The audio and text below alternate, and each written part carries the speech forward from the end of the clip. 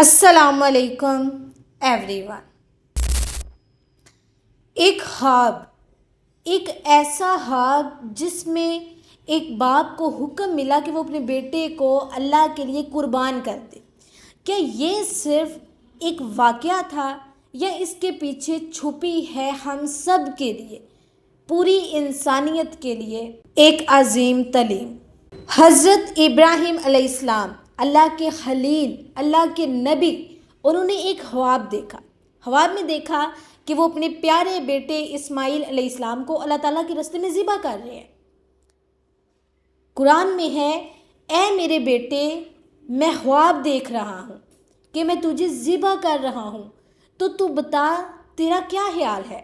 دیکھیں، یہ صرف ایک خواب نہیں تھا، یہ ایک آزمائش تھی۔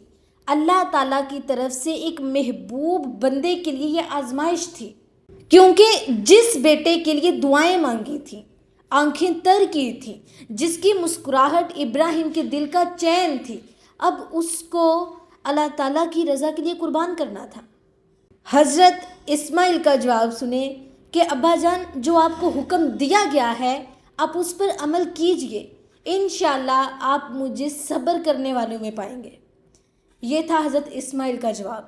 دیکھیں ڈیئر سسٹر اینڈ بردرز، یہ کہانی صرف ایک جسمانی قربانی کی نہیں ہے، یہ دل کی قربانی کی ہے، یہ خواہشات کی قربانی کی ہے، یہ نفس کی قربانی کی ہے، اللہ تعالیٰ کی رضا پر اپنی ہر چاہت کو قربان کرنے کی تعلیم ہے۔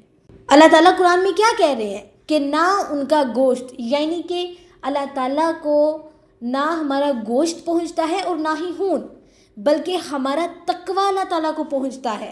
اللہ تعالیٰ کو ہمارا آپ کا جذبہ چاہیے، ہمارا اخلاص چاہیے، بکرا نہیں، ہمارے دل قربان ہونے چاہیے۔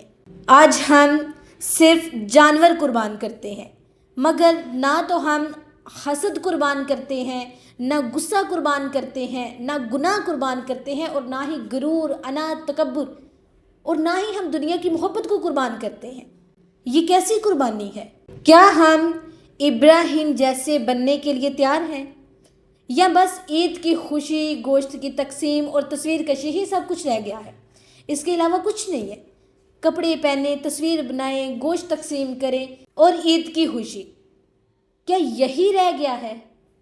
یہی بات ہے نا؟ اور کیا بات ہے، بتائیں مجھے۔